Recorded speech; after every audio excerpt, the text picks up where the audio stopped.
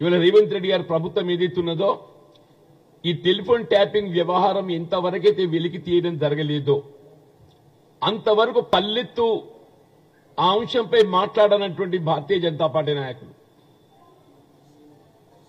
ఇలా రాష్ట్ర పోలీసు అధికార యంత్రాంగం సమర్థవంతంగా ఇవాళ అందులో ప్రధాన పాత్రధారుడైనటువంటి రాధాకిషన్ రావుతోని కన్ఫెషన్ స్టేట్మెంట్ రికార్డు చేయించడం జరిగింది. మరి ఎవరెవరు టెలిఫోన్ ట్యాపింగ్ చేయడం జరిగింది, ఏ పరిస్థితుల్లో చేయడం జరిగింది, ఎవరి సూచనకు అనుగుణంగా చేయడం జరిగింది, అవన్నీ కూడా కన్ఫెషన్ స్టేట్మెంట్స్ అన్ని కూడా రికార్డు చేయించడం జరిగింది. వాళ్ళ ఇన్వెస్టిగేషన్ ఈజ్ ఇన్ ప్రోగ్రెస్.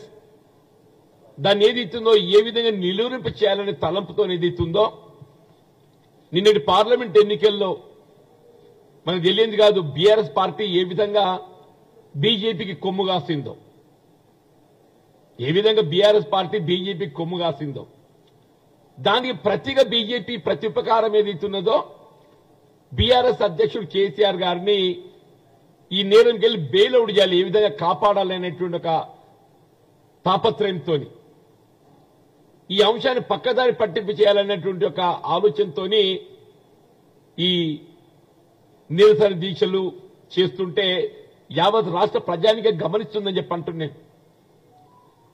రాష్ట్రంలో ప్రభుత్వం ఏర్పడి దాదాపు 5 మాసాలు గడుస్తుంది, 5-6 మాసాలు గడుస్తుంది. వీళ్ళ కాళేశ్వరం ప్రాజెక్టు సంబంధించి వీళ్ళ కేంద్ర ప్రభుత్వ ఏజెన్సీస్ తోని దాన్ని విచారణ చేపించడమే కాకుండా జ్యుడిషియల్ ఎంక్వైరీ ఆర్డర్ చేయడం జరిగింది. వీళ్ళ సంబంధిత వ్యవహారంపై చర్యలు తీసుకోపోబోయే ముందు వాస్తవానికి అనుగుణంగా ఏదైతుందో చర్యలు ఉండాలన్నట్టుగా భావన తలంపుతోని న్యాయ విచారణ ఆదేశించడం జరిగింది. న్యాయ విచారణ నిష్పక్షపాతంగా ఉంటుంది, బాధ్యులపై చర్యలు తీసుకోవడానికి ఏదైతుందో మనకు ఆస్కారం ఉంటుందనే భావనతోని జ్యుడిషియల్ ఎంక్వైరీ చేపిస్తే కాళేశ్వరం ప్రాజెక్టుపై చర్యలు ఇంకా నాకు అర్థమే కాదా అని చెప్పి అంటున్నాను. నువ్వు ఎంతవరకు సిబిఐని ఏదైతుందో ఇలా భారతీయ జనతా పార్టీ వీళ్ళ ఒక వాళ్ళ ఏజెన్సీగా మరల్చుకోవాలంటే ఒక భావంతో ఏమనంటే సిబిఐ ఎన్ఫోర్స్మెంట్ డైరెక్టరేట్ నేరం ఆపాదించాలి, లొంగ తీసుకోవాలి, పార్టీలో కలుపుకోవాలి అంటే వాస్తవాన్ని గమనించాలని చెప్పి అంటున్నాను. ఇలా మీరు కేసీఆర్ ను ఈ టెలిఫోన్ ట్యాపింగ్ తప్పించాలని చెప్పని ఎన్ని కుట్రలు కుతంత్రాలు చేసినా గానీ కేసీఆర్ తప్పించడం మీ తరం కాదు అని చెప్పంటున్నాడు. కేసీఆర్ నిండా పూరుకుపోయిండు, అందులో టెలిఫోన్ ట్యాపింగ్ వ్యవహారంలో కేసీఆర్ నిండా పూరుకుపోయిండు. ఆయన కాపాడడం మీ తరం కాదు కదా, ఇవ్వడు తరం కాదు అని చెప్పంటున్నాను నేను.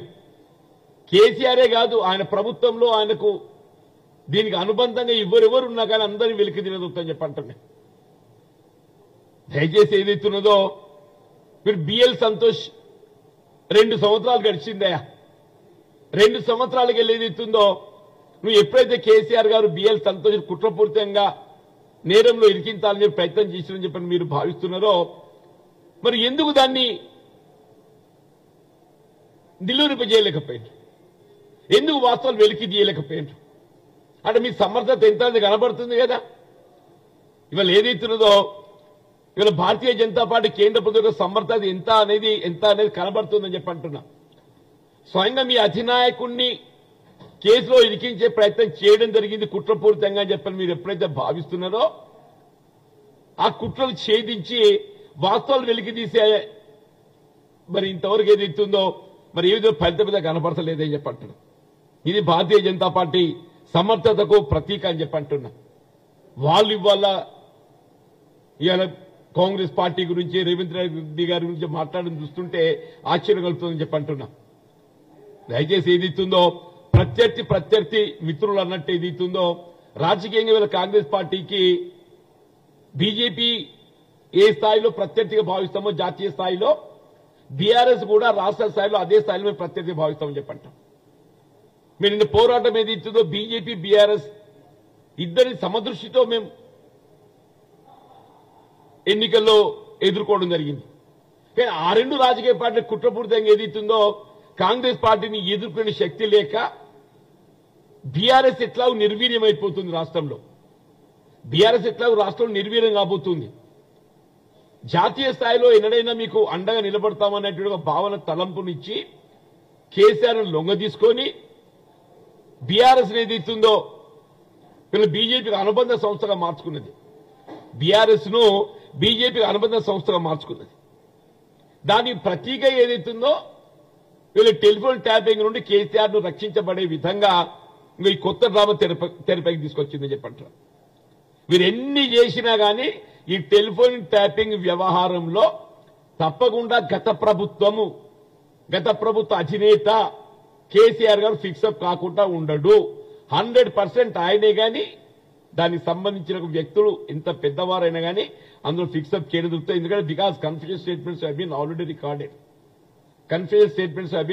రికార్డెడ్.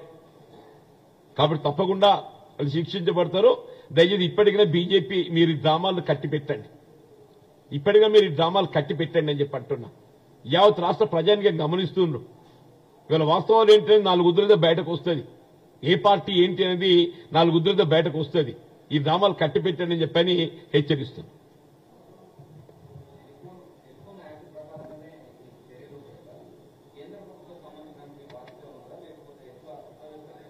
ఇప్పుడు కేంద్ర ప్రభుత్వానికి బాధ్యత లేదని మేము అనటం లేదు.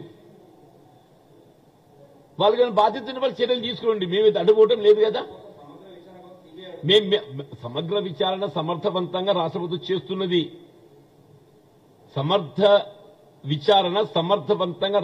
చేస్తున్నది. ఇవాళ ఏదైతే మీరు ఏ సిబిఐ విచారణ అని చెప్పని తెరపైకి తీసుకొచ్చే ప్రయత్నం చేస్తున్నారో వాళ్ళు కనీసం ఈ అంశాలు వెలుగులోకి వచ్చేంత వరకు దానిపై నోరెత్తలేదు, పల్లెత్తు దాని గురించి మాట్లాడలేదని చెప్పి అంటున్నా. ఈ అంశాన్ని తెరపై పట్టుకొచ్చింది రాష్ట్ర ప్రభుత్వ విచారణ అధికారులు. వాస్తవాలు వెలికి తీసింది రాష్ట్ర ప్రభుత్వ ఇన్వెస్టిగేటింగ్ ఏజెన్సీ అని చెప్పి అంటున్నాను.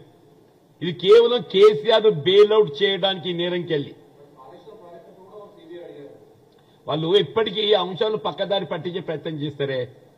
ఇవాళ ఏమంటున్నా, జ్యుడిషియల్ ఎంక్వైరీ మించినటువంటి యొక్క పారదర్శకత, నిష్పక్షపాతంగా విచారణ చేపట్టేటువంటి ఏజెన్సీ ఇది లేదు. ఇవాళ ఏదైతుందో గత ప్రభుత్వంలో జరిగిన మిస్డీడ్స్, కాళేశ్వర ప్రాజెక్టు కానీ భగీరథ కానీ ఏదైనా కానివ్వని చెప్పంటున్నా, ఆ మిస్డీడ్స్ అవినీతి ఆస్కారాలు ఉన్నట్టు అంశాలు అన్నింటిపైన ఏదైతుందో నిష్పక్షపాతంగా విచారణ చేపట్టబడుతుందని చెప్పని తెలియజెప్పడానికి ఏదైతుందో వీళ్ళు జ్యుడిషియల్ ఎంక్వైరీ న్యాయ విచారణ ఆదేశింపజేయడం జరిగింది. దానికి అనుగుణంగా ముందుకు పోతున్నాం. It's not far away. త్వరలో ఏదైతుందో వాస్తవాలు వెలికి రాబోతున్నాయి. సంబంధించిన బాధ్యులపై ఏదైతుందో మరి వాళ్ళు తప్పకుండా నేరారోపణ ఎదుర్కోవాల్సి వస్తుంది. వీళ్ళ భారత శిక్షా స్మృతి అనేది అందరి సమాన స్థాయిలో ఉంటుంది. ఈ అవినీతి అవకతవకల బాధ్యులైనటువంటి వారందరూ కూడా వాళ్ళు ఎవరైనా కానీ గత ప్రభుత్వ హయాంలో బాధ్యత నిర్వర్తించిన ముఖ్యమంత్రి కేసీఆర్ గారితో సహా అందరూ కూడా ఈ నేరం ఎదుర్కోవాల్సింది. చూద్దాం, that government will take decision. ఇప్పుడు జ్యుడిషియల్ ఎంక్వైరీ అనేది they have to give the report అనేది ఆల్రెడీ వాళ్ళు నోటీసెస్ ఇష్యూ చేశారు. సంబంధిత దానిపై వివరాలు ఎవరి దగ్గర ఏమేమి ఉన్నా కానీ అవన్నీ వివరాలు సమర్పించబడే విధంగా అట్లాగే డిపార్ట్మెంట్ ఏజెన్సీస్ కూడా వాళ్ళు నోటీసెస్ జారీ చేసిండ్రు. వాటి తదుపరి ఏదైతుందో definitely they will proceed in couple of months. I think report will come in couple of months. ఇప్పుడు టెలిఫోన్ ట్యాపింగ్ చేసింది బీఆర్ఎస్ పార్టీని రక్షించడానికి బీజేపీ ఏదైతుందో ఈ కొత్త డ్రామా తెరపైకి పట్టుకొచ్చింది. అవునా, అవన్నీ బయటకు వస్తున్నాయి కదా. ఇప్పుడు అది నిన్న ఏం జరిగింది అనేది కదా వాళ్లకు. ఇవాళ ఏం జరగాలి? ఇవాళ ఏదైతుందో వాళ్ళు బీఆర్ఎస్ మిత్రపక్షం అయిపోయింది. వాళ్ళకి ఇవాళ బీఆర్ఎస్ మిత్రపక్షం అయిపోయింది. ఆ బీఆర్ఎస్ ఏ విధంగా రక్షించుకోని ఏదైతుందో కాంగ్రెస్ ను ఎదుర్కోవడానికి ఏదైతుందో ఎవరికి సాధ్యం కాదు. కాంగ్రెస్ ను ఎదుర్కోవడం వ్యక్తిగతంగా సింగిల్ పార్టీగా బీజేపీకి సాధ్యం కాదు, బీఆర్ఎస్ సాధ్యం కాదు. కాబట్టి ఏదైతుందో మొన్నటి పార్లమెంట్ ఎన్నికల్లో ఏ విధంగా బీఆర్ఎస్ ను కనుమరుగు చేసి నిర్వీర్యం చేసి బీఆర్ఎస్ మొత్తం బీజేపీకి డైవర్ట్ చేసే ప్రయత్నం చేసింది. బీజేపీ మీకు మెజారిటీ ఆఫ్ సీట్లలో డిపాజిట్లు కోల్పోతున్నారు. Out of 17 contested parliamentary constituencies, BRS is going to lose deposit in almost more than 10 parliamentary segments. They are going to lose deposit. Deposit, I am telling, deposit.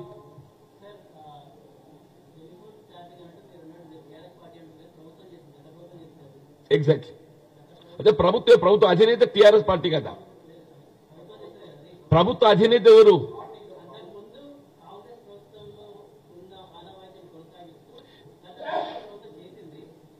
గత ప్రభుత్వంలో అంత పూర్వం ఎప్పుడు కూడా ఇటువంటి ఆనవాయితీలు లేవు. అటువంటి ఆనవాయితీలు ఏమంటే తెరపై పెట్టచ్చు. అటువంటి ఆనవాయితీలు ఏం లేవు. ఈ ఆనవాయి ఇప్పుడు బీఆర్ఎస్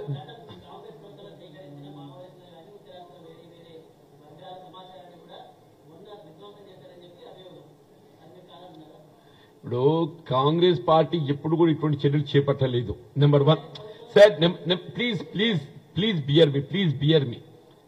వీళ్ళు జరుగుతున్న విచారణ అనేది రాజకీయ అంశంతోని, రాజకీయ కుట్రతోని, ప్రత్యర్థి రాజకీయ పార్టీలను అస్థిరపరచాలనే ఒక భావనతోని, ఒక విధంగా ప్రజాస్వామ్య వ్యవస్థను అస్థిరపరచాలనే ఒక భావనతోని గత బీఆర్ఎస్ ప్రభుత్వం కేసీఆర్ గారు చేసినటువంటి ఒక దుశ్చర్య ఇది. ఇవాళ రాధాకిషన్ రావు గారు ఏదైతే ఆయన కన్ఫరెన్స్ స్టేట్మెంట్ లో ఇవన్నీ కూడా పేర్కొన్నాడు. ఇవన్నీ కూడా వెలుగులోకి వచ్చినాయి. ఈ వాస్తవాన్ని వెలుగులోకి వచ్చినాయి. బీజేపీ ఎందుకు భుజాలు తడుపుకుంటుందో అర్థం కావటం లేదు. బీజేపీ ఎందుకు భుజాలు తడుపుకుంటుందో అర్థం కావటం లేదు. ఎందుకు కేసీఆర్ నీ మిత్రపక్షమైంది భుజాలు తడుపుకుంటున్నావు? నువ్వు ఎందుకు భుజాలు తడుపుకుంటున్నావు? ఏదైనా చట్టం చట్టమే. ఏదైనా చట్టం చట్టమే. ఏదైనా చట్టం చట్టమే అంటున్నాం. Thank you. ఈ రావాలి లుకౌట్ నోటీసెస్ కూడా జారీ అయినాయి కదా. ప్రభాకర్ రావు సంబంధించి లుకౌట్ నోటీసెస్ కూడా జారీ అయినాయి. ఒకటే ఇన్వెస్టిగేషన్ ఇన్వెస్టిగేషన్ అనేది ఇది ప్రొసీడింగ్. ఇవాళ అది ప్రాసెస్ లో ఉన్నది. వాస్తవాలు వెలుగులోకి వచ్చినాయి. కన్ఫ్యూషన్ స్టేట్మెంట్ రికార్డింగ్ అనేది మామూలు విషయం కాదు. రాధాకిషన్ రావుతో ఏదైతుందో వాస్తవాలు వెలుగులు తెచ్చే విధంగా ఏదైతుందో రాష్ట్ర పోలీసు అధికార యంత్రాంగం సమర్థవంతంగా పనిచేసింది. దీనికి అనుగుణంగా ఏదైతుందో ఆ ఆధారాలతోనే వీళ్ళు ముందుకు పోబోతున్నది. ప్రభాకర్ రావు కూడా తెప్పిస్తుంది. సాధ్యమైనంత తొందరలో ఏదైతున్నదో ఇవాళ దీని బాధ్యులైనటువంటి వ్యక్తులు, సూత్రధారులు, పాత్రధారులు అందరూ ఏదైతుందో శిక్షను అనుభవించాల్సి వస్తుందని చెప్పని పేర్కొంటాను. Thank you.